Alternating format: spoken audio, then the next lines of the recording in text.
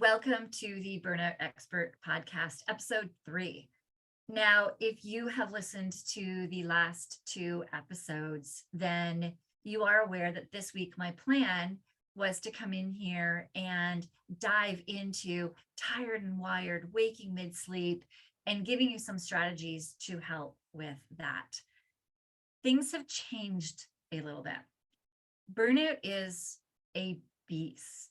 And I came into this podcast with a plan that I was going to teach. I had this whole season planned out with all of the lessons I was going to teach you, starting with sleep. And that's what I've been doing so far, is teaching. And it's not feeling right. Teaching is more surface level. You can go onto Google and you can search tired and wired. You can search, how do I fall asleep faster? You can search, why am I waking mid-sleep? And all kinds of different solutions, remedies will show up if you do dive into deep research papers and I guess all of the courses and stuff that I've taken. Some of the things that you can search on Google are going to show up. What I was going to teach you about magnesium is something that you can very easily Google and find. Huberman's podcast, if you are somebody that wants to dive into the different supplements and different remedies, then Huberman's podcast, that's what he does every single episode. Thing is that Huberman is not working with people that are in burnout. He's working with more performance optimization, the biohackers, really diving in there to just add more.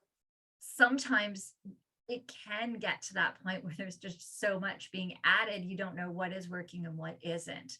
Or you may go in and try his sleep stack that he does recommend and find that you're still struggling with your sleep, you're still waking up exhausted. Because when we're starting to dive into burnout, the odds are that taking that magnesium before bed, as Huberman does recommend, as I was going to come in and recommend for being tired and wired, it is helpful, but that's not the reason why you ended up in burnout. That's not the reason why you need the magnesium now.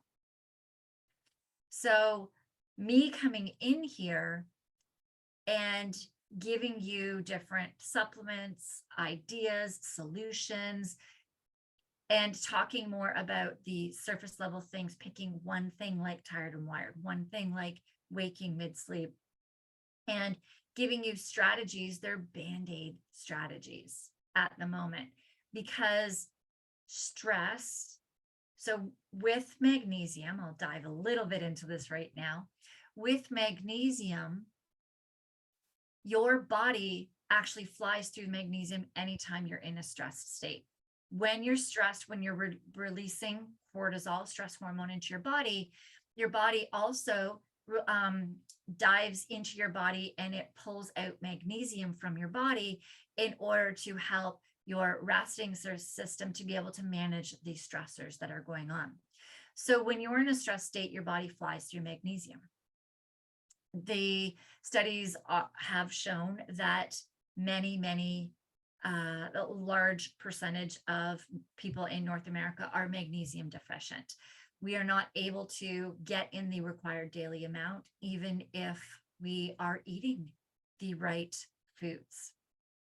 And when we're not able to get enough in, and we have extra stress, that when we're in burnout, quite often it is a lot of extra stressors on our plate, things that are going on that are pushing us into this stress state over and over again. We're flying through even more magnesium. So is magnesium beneficial for you? Absolutely. And I do want to give us a caveat, though, that there's different types of magnesium. There's one called Calm that I hear all of the time. I do want to just be a caution out with that one. It's magnesium citrate, and that strain of magnesium also loosens your bowels. So just if you're somebody who struggles with constipation, it may be a great one for you. But if you are somebody who has looser bowels, you may not want to take a citrate of a magnesium. Just a heads out there for people with that one. And magnesium biglycinate, magnesium threonate is the one that Huberman does recommend. Magnesium biglycinate is a really great one. Bisglycinate, biglycinate, depends on tomato. It's spelled BIS. So if those are great for you, but as I just said, when you're pushing your stress system over and over and over again, your body is pulling magnesium out. So yes, taking it is great, but I would have only been teaching you a Band-Aid solution, and it may not have worked for all of you. So I need to stop hiding behind the science of things. I definitely will pull it out because I could geek out on the science all the time. I love the science, love diving into research papers and finding out how all of this stuff can strengthen our system. But that when I first start working with a client, we need to start diving into why your stress system is pushing so hard. What is happening for your stress system to be firing on all cylinders? And there are so many different reasons into that, because if I start with different supplements and different ways of the optimization of your stress system, if we don't fix that revolving stress cycle, if we don't start diving into that and working into that, then all of these other optimization solutions are going to be more Band-Aid solutions, more surface solutions. So we need to really start diving into truly what's going on. And if we sit back and think about it, often it's those of us who are high achieving, who are goal oriented, set goals, go for them, always busy, have really big values that we live up to every day, and we really hold ourselves to these values. It's quite often us who has so much stress and things on our plate that we may have developed certain habits in our life that are actually pushing us further into burnout. So we need to start diving into those, because giving you all of these other Band-Aid solutions that I was going to dive in today are really not going to be tackling what is going on. I need to be a little more vulnerable, diving into more of the deeper stuff of what we are doing ourselves, not the mid-sleep waking and being tired and wired yet. Now, that being said, I am very true to my word, and I said that's what I was going to teach you. So if you wanted to come in here and learn that and this week and next week's episode, I actually have these trainings. My program that I've been using with first responders since 2018, I did I think it was the 4th version of an iteration of it about 6 months ago. And there are some big lessons on tired and wired. I have lessons on waking mid-sleep in that, not lessons on magnesium. So if you would like, I'll just give you those lessons from the program. I will stand by my word. Just email me. So my email is Andi, A-N-D-I, at 911lifestyle.com. That's Andi at 911lifestyle.com. It's an I on Andi. So email me and just ask me for the Tired and Wired Waking Mid-Sleep trainings that I mentioned in this episode, and I'll just send you the links for those trainings.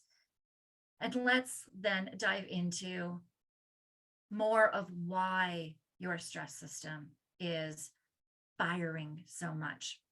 Let's dive into that. And what we're going to dive into in today's episode is, when you say yes, what are you saying no to? So there is this saying where if you want something done, ask the busiest person in the room, or ask a busy person. And it's so true, because when somebody is busy, they're usually, once we get into burnout, it's harder to get things done. But if we do tell somebody that we're going to get something done for them, or we commit to something, we usually hold very true on our commitment, and we definitely will put other things for ourselves on the back burner in order to make sure that that commitment to somebody else has been fulfilled. And that is what we are going to be diving into today. So I'd like you to think of this in a way of cost. So there is a cost to everything. And my husband and I have these conversations so often when he'll message me with something with work. He's an officer, and quite often certain projects come up or he's asked to come in on days off. There are times where he has absolutely no choice. He has to go. There are times where they're looking for somebody to fill a spot, and he's very specialized in what he does, that he's often, and he does often say yes. So he is often the one that is asked first. So we always know there's a cost to everything, and we sit down and we weigh the costs to things. If you at work, if you stop working on a project, so say your boss comes in here and asks you, says, hey, I want you to do this. Can you, like, will you get this done? There might be a cost to that because you may have another project that you're working on that you have to now push pause on in order to get this other project done. And when we're diving into this, we're wondering, does your boss know that? Or does the person that's asking you to put this on your plate know that? And that's where communication is key, where you can sit and have this discussion. If your boss comes and asks you, you can come and say, absolutely, I would love to do this for you. I'd love to work on this. I do have this other project on the go. Which one is more of a priority to you? Which one would you like me to work on first? Which one, is it okay if I pause this other project? And communication is key. It really is key when in certain situations, when we're weighing and outweighing these costs. Sometimes the person asking you to do something doesn't realize all of the other things and tasks that are on your plate and where the priority is. You may also be working where another division, another section is asking you to do something, not realizing all of the other things that you have on your plate. And together, pulling the different people in, you can figure out where are the priorities. What do I need to be putting first versus last?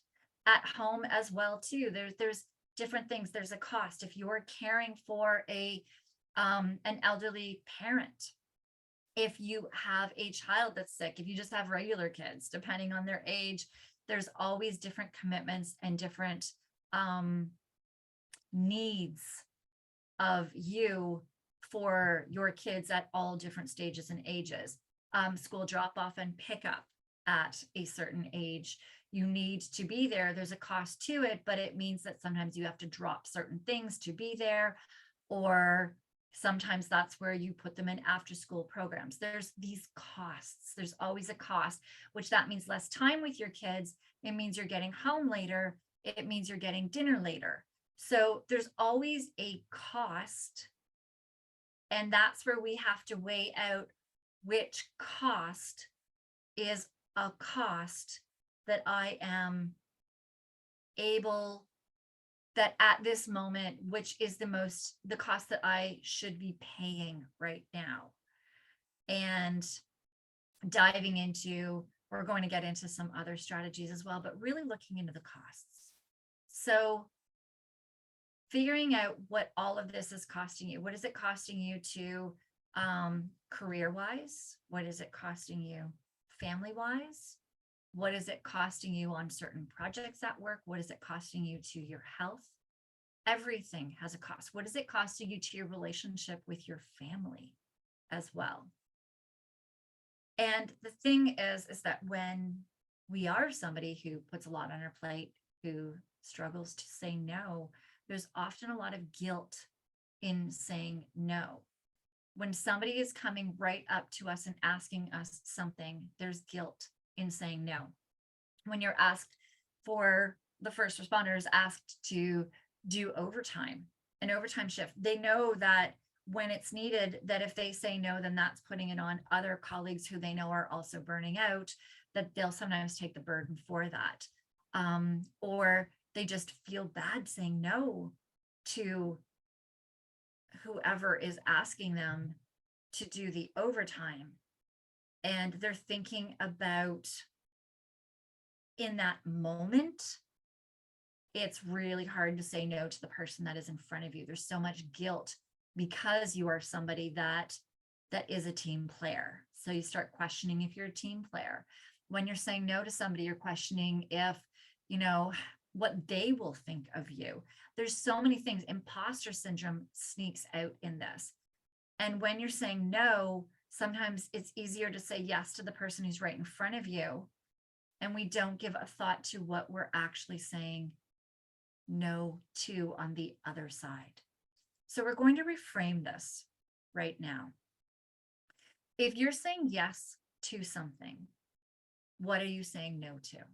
So when somebody comes up and asks you about adding a project or doing a task, or a neighbor to help with something, or you're about to offer help or assistance to somebody or something, that is a big one as well for people in burnout, is we often offer everybody. I know, oh man, I could just start naming off so many people that I know that are some of my favorite people in the world, who they're like, oh, you must be so busy. Like, they know how much my husband's working. They know that I homeschool one of my kids. I still have drop off and pick up with another child who does go to school, as I'm homeschooling one for a reason, which means we have a lot of appointments with him too. And I'm trying to run a business.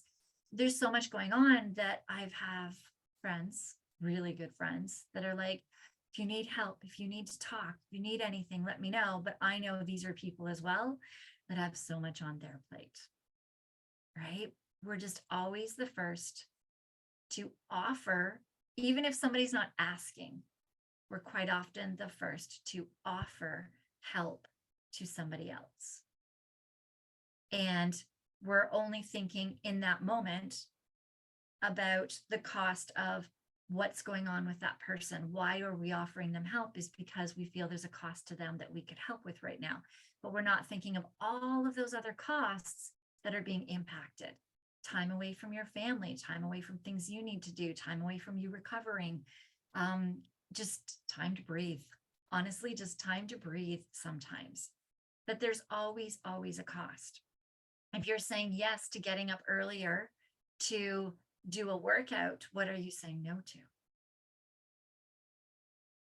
Right? Like, it seems in the moment like this is the best decision ever to, what? I am being told over and over again by people that working out and exercising is going to help my stress. But is it helping your stress if it costs your sleep? If you're not able to get to bed earlier, or if you are tired and wired, if you're waking mid-sleep and your sleep is not restorative, regenerative, and you're cutting your sleep shorter, decreasing your deep or your REM sleep, your restorative sleep, then is the cost of that workout worth it? That's actually where I like trackers, because that's how we can actually find out. We might find that the next day your sleep improves, even if it's just 5 or 10 more minutes of deep. Or we may find as well that your HRV, which is a stress marker, your HRV actually increase, which is your ability to handle stressors, when you start adding those workouts in the morning. We may also find the opposite. So that's where I like trackers too, because it helps us understand the cost. I'll have clients test things out. I'll have them, okay, let's see if you waking up and doing something for yourself does help with your stress markers. And we'll see if it does. What is it? I know for me, at one point in my burnout, pushing and workouts definitely did me in. It actually put too much strain on my body. It was too much of a cost to my body to heal. At one point, even yoga was that it was breathing in the morning, but I got up and I did my breathing, and oh man, did I feel good. And then it got to the point where I could start cycling that with yoga. Certain stretches, but it was interesting because when my stress system was in too much of a stressed state, I couldn't do yoga, because bending forward, when you're bending your head lower than your heart, it actually can offset your stress system. And offset your adrenals. So my body couldn't handle that, which tells you how deep of burnout I was in. So because that should actually be good for you. But there's times where it's not. There's always a cost to everything. And absolutely pushing in workouts, pushing your cardiovascular system does build up your body's ability to withstand and handle more stressors, but not when your body can't handle even the stressor of that workout. So there is always this cost. And when you're saying yes to something, you're always saying no. When you're saying yes to something at work that's going to put you late, a work event, you're saying no to being home with your family. If you're saying yes to looking at your screens, to scrolling through your screens and Facebook while you're with your family, you're saying no to the attention and time of your family. If you're saying yes to, oh, this is a good one. Yes to food. Let's think of this one. If you're saying yes to takeout, that is maybe not the healthiest takeout. You're saying no to going home and spending your time and energy prepping, getting food ready, cleaning up all of that food, maybe dealing with hungry, grumpy kids when you're getting in the house. And you're saying no to using up all of the time that you do have and bandwidth and energy that you do have in the evening that you can now spend recovering if you get takeout that is maybe even not the healthiest takeout. So do you see where I'm going here with this? Like there's no, yes, eating healthiest is the best choice, but there's sometimes a cost to that. If you can't get something healthy, maybe it's not in your budget, maybe like, and the time spent putting it all together to then sometimes too have kids complain about it and not even want to eat it adds to all of that stress. So am I saying go and eat takeout that's unhealthy all the time? Absolutely not. But I am saying when you do it and when you've weighed out the costs and when you've asked yourself, if I say yes to this, what am I saying no to? And it is actually taking stress and pressure off of your night, off of your body, off of you, then go for it. Go for it. If it does become a habit on a regular daily basis, then maybe we can come up with some really quick and easy, healthier things that you can do a couple of nights a week in your house. And I mean like quick and simple foods. Grab some cold cuts with already pre-cut veggies and some crackers and hummus and have that for dinner one night, right? Like that may be a bit healthier one night. So it really is about sitting there and thinking about,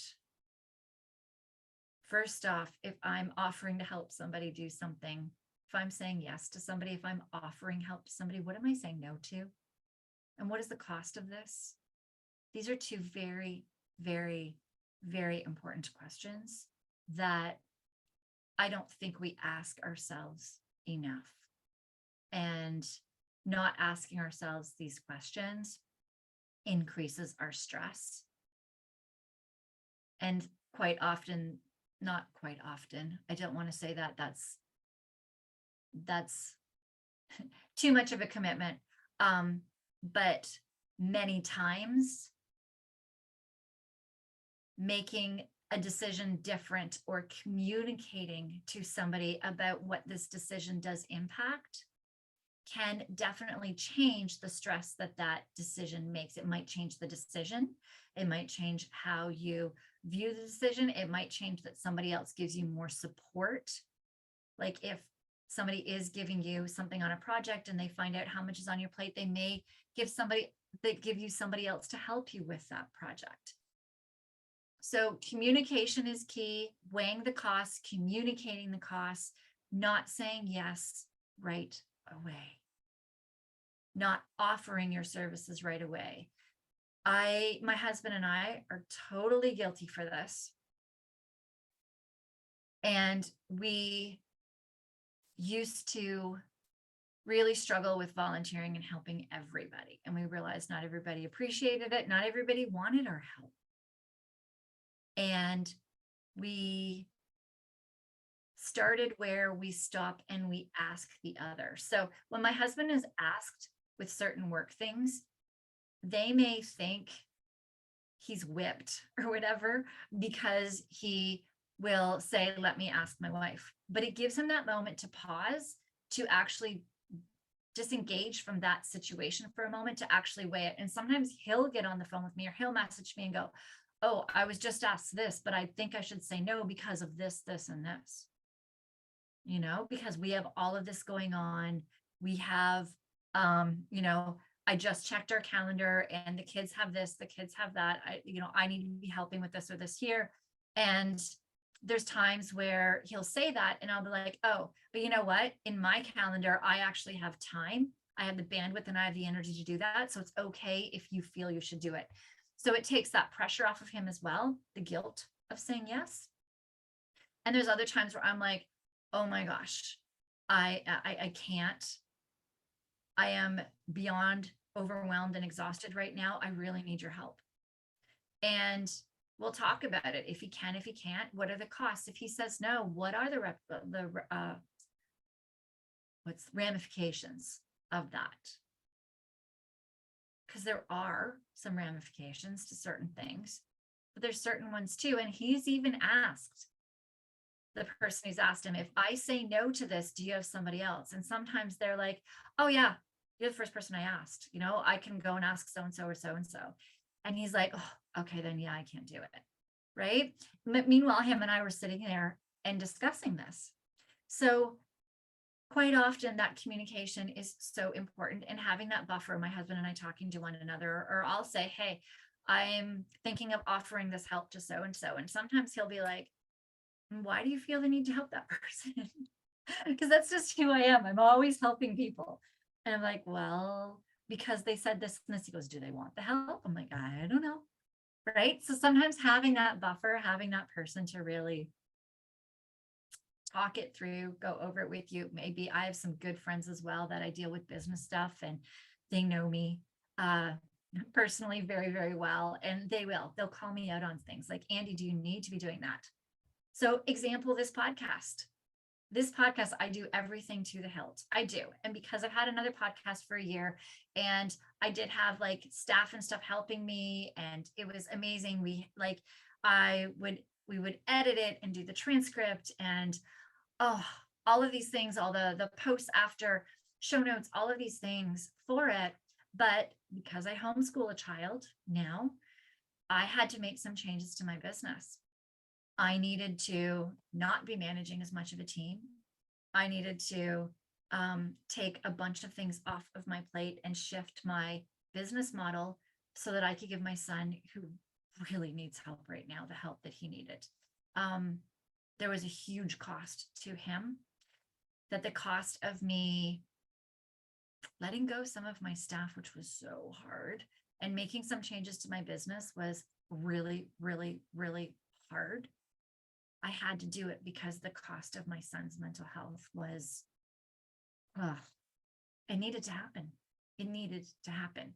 I need to be out of the office more. So when I started this, the first couple of episodes, putting it in YouTube, editing the video, editing the audio, and I'm not doing that anymore. I talked with my friends that I said with my business, and I'm like, guys, this is everything I'm doing. And I'm like, I'm feeling guilty for simplifying it because I know how to do all this stuff. And they're like, why? They're like, the reason why you already made changes in your business was to simplify for your son. And now you're adding more to your plate, because that's what I do. I know how to do all this tech stuff. I know how to do it all. Just add it to my plate, right? And I don't need to. So I've simplified my slide decks. I'm not adding all these visuals to them. They're really just slide decks for me to follow in order to make sure that I'm getting the information to you that I need to in this episode. I am not doing the video anymore. I'm not going to put it up on YouTube. I am just going to take this audio unedited and put it in the podcast. I've got a great podcast mic. It doesn't need much editing at all. It's usually I just take out some of my ums, but my ums will stay in here. And I edit out my ums. I edit out sometimes where I make a mistake in the podcast, but do I have to? Right? It's about there was a cost, and that was costing me too much time away from my son who needs me right now in order to make sure that he is okay. And so you may not have even noticed that I changed the way that I'm editing this. You may not have noticed. So it's so funny that we often think everyone's going to notice, everyone's going to see, but quite often more people, we're also worried about what others are thinking of us, that we don't actually give other people as much thought into what they're doing. So really simplify things as much as you can. And it's really about, if you're saying yes to something, if you're saying yes to extra shifts, to overtime, if you're saying yes to extra projects, some of them you have to. There's a cost to everything. You need to excel your career. You need to keep certain relations at work. You absolutely need to do some of these things. There's a cost. There's no right or wrong answer if you say yes or no, but weigh the costs first. Weigh the costs and sit and think about, if you say yes to this, what are you saying no to? All right. I hope that's given you a lot of food for thought. This is a big one. I really wanted to dive into this because these are where your stressors are happening. These are why your magnesium is depleting so much. And there's no right or wrong answer. If you're like me too, you want to get on it, you want to get on it fast, and you want to make all these changes. But when you make really quick changes as well, then quite often you can go back to those things after. My background as well as personal training, and I would have people that wanted to train me 5 days a week, and I'd say no, because I need you to start fitting this into your life the way that it works. If you go from nothing to 5 days a week, then as soon as it gets hard, you just stop all 5 days. Let's work into this. Let's get you into this, get it into being a habit where it's simple and easy for you to manage. If you have to commit in a gym to traveling to the gym, doing your hour session, doing, showering and getting back to traveling back to work, that's like 2 hours. 2 hours, 5 times a week is 10 hours taken from your day. What can we do to fit into that to make it easier? So you're going to be learning with me that I'm not about the all or nothing. I'm not about getting into this huge performance optimization. Life happens. Life throws you curveballs all of the time. If you are really goal oriented, really pushing in your career, really want to make a difference in people's lives, and you have family at home that's always throwing you different, like there's just always things that come up. There's things that come up in your social life. There's things that come up in your personal life. And we need to be able to learn how to be flexible and malleable with that, with keeping as healthy of habits as we can in a way that our body can handle without stressing us out more, and giving ourselves grace on the times that we aren't. So I hope that this has resonated with you. I am absolutely inviting people to come on with me live, and this is what we're diving into. But if you're live, you can listen to more like this, where I'm going to be diving into the things that are actually putting us into a stress state and really diving into why we are getting into burnout. And if you want to hop on live and ask questions at the end, I am here. I am absolutely open to chatting with you and helping you with maybe some of the things, the costs to some of the things. Maybe I can ask you some questions to figure out where these costs are, what they're hitting, what they are affecting, who they're affecting in your life, how they're affecting you, in order for you to make the best decision for you. I can't make that decision. Only you know those decisions for you. But you can hop on with me. If you go onto my email list, my mailing list, there is going to be a link in the show notes. I will definitely be keeping that into all of the show notes. Grab that link. I'll send out a link. It's usually Thursdays at 10 o'clock Eastern Standard Time. But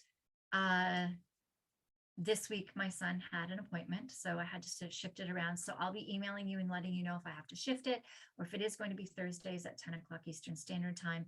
Click the link below and join my mailing list, and I'll let you know when I'll be on, so you can hop on and ask all of your questions.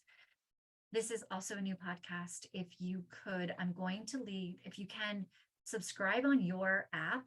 If you're not listening on Apple, I am leaving the link below as well in the show notes for Apple. There's something, I don't know, Apple is king. I do not have Apple products, but getting star ratings and reviews on Apple really does boost how much my podcast is seen and how much it gets out there on all platforms. So I'll leave the link for Apple below as well. If you do find value in this, I would really appreciate you going in, clicking that link, and at least just giving it 5 stars. And a review would even be amazing on that.